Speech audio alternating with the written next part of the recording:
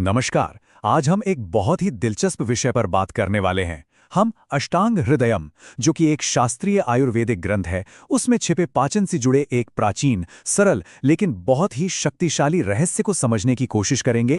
तो चलिए सीधे मुद्दे पर आते हैं। आयुर्वेद का एक कहना चाहिए चौंकाने वाला सच ये है कि करीब करीब 80% बीमारियां सिर्फ एक मूल कारण से जुड़ी हो सकती हैं, और वो कारण है कमजोर पाचन। और देखिए, ये कोई आज की कही हुई बात नहीं है। ये ज्ञान सीधे हमारे प्राचीन ग्रंथों से आता है। स्क्रीन पर जो ये श्लोक है, रोगाज सर्वे अपि मंदेनो, इसे महान आचार्य वाग्भट ने लिखा था। और इसका मतलब बहुत सीधा और गहरा है कि लगभग सभी रोग, सभी बीमारियां कमजोर पाचन अग्नि से ही पैदा होती हैं।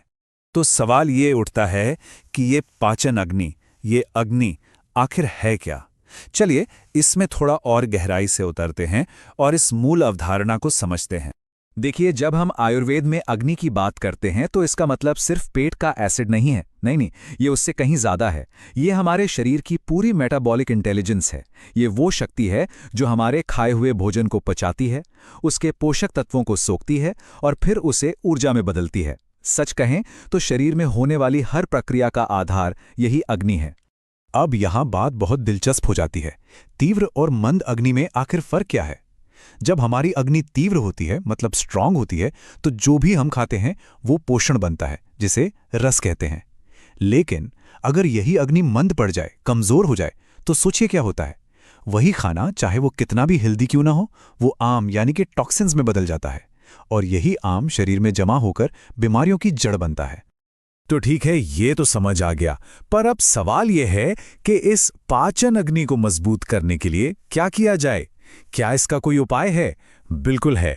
और अष्टांग हृदयम में एक बहुत ही सरल, शक्तिशाली और प्रैक्टिकल उपाय बताया गया है। ग्रंथ में सीधे सीधे निर्देश दिया गया है, आर्द्रकम लवणेन सह। इसका मतलब है अदरक नमक के साथ, यानी भोजन से ठीक पहले ताजे अदरक का सेवन सेंधा नमक के साथ करना। और इसे अपनाना भी बेहद आसान है। बस करना यह है कि ताजे अदरक के 1-2 पतले से स्लाइस लेने हैं, उस पर 1 चुटकी सेंधा नमक डालना है और इसे खाने से कोई 10 मिनट पहले खा लेना है। बस इतना ही। तो आखिर ये छोटी सी चीज इतना कमाल कैसे करती है? देखिए, आयुर्वेद के हिसाब से ये कॉम्बिनेशन हमारी पाचन अग्नि को एकदम से प्रज्वलित कर देता है, जगा देता है। ये डाइजेस्टिव एंजाइम्स को बढ़ाता है, भूख को स्वाभाविक रूप से खोलता है और गैस या अपच जैसी दिक्कतों को भी कम करता है। और कमाल की बात तो यह है कि मॉडर्न साइंस भी इसे मानती है। अदरक में जो जिंजरॉल नाम का कंपाउंड होता है ना, वो गैस्ट्रिक एंजाइम्स को एक्टिवेट करने के लिए जाना जाता है। लेकिन यहां एक बहुत जरूरी बात समझनी होगी। Ayurveda one size fits all वाला सिस्टम बिल्कुल नहीं है। मतलब जो एक के लिए अमृत है, वो दूसरे के लिए शायद ठीक न हो। तो इस उपाय को अपनाने से पहले कुछ बातें ध्यान में रखनी जरूरी हैं। तो किन लोगों को थोड़ा सावधान रहना चाहिए? जिनकी पित्त प्रकृति ज्यादा है, मतलब जिनके शरीर में गर्मी ज्यादा रहती है, या फिर जिन्हें अल्सर की शिकायत है, या शरीर में बहुत ज्यादा जलन महसूस होती है, ऐसे लोगों को इससे बचना चाहिए।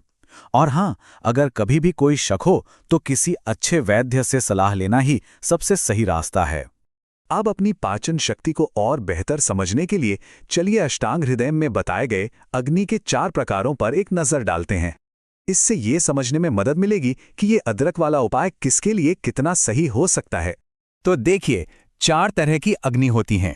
पहली है समाग्नि, मतलब एकदम बैलेंस्ड, जो सब कुछ आराम से पचा लेती है। फिर है मंदाग्नि, यानी कमजोर या धीमी, जिसमें खाना पचने में भारीपन लगता है।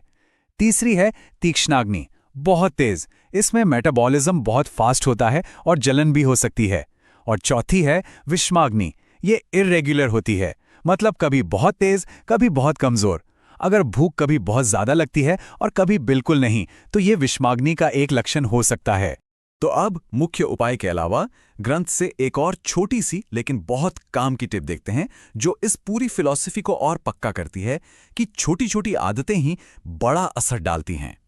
और ये बोनस टिप है, गर्म पानी पीना, जिसे उष्णोदक कहा गया है। बस ध्यान रहे, उबलता हुआ नहीं, बस गुनगुना पानी। ये भी हमारे डाइजेशन को सपोर्ट करने का एक बेहतरीन तरीका है। अष्टांग हृदयम के मुताबिक गुनगुना पानी पीने से शरीर में जो आम यानी टॉक्सिन्स बनते हैं वो कम होते हैं।